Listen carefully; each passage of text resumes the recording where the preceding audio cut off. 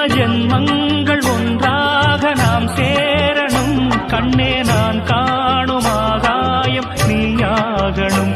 என்றும் ஓயாது ஓயாது ஞாபகம் நாளும் பார்வைதானே என் சூயோதயம்.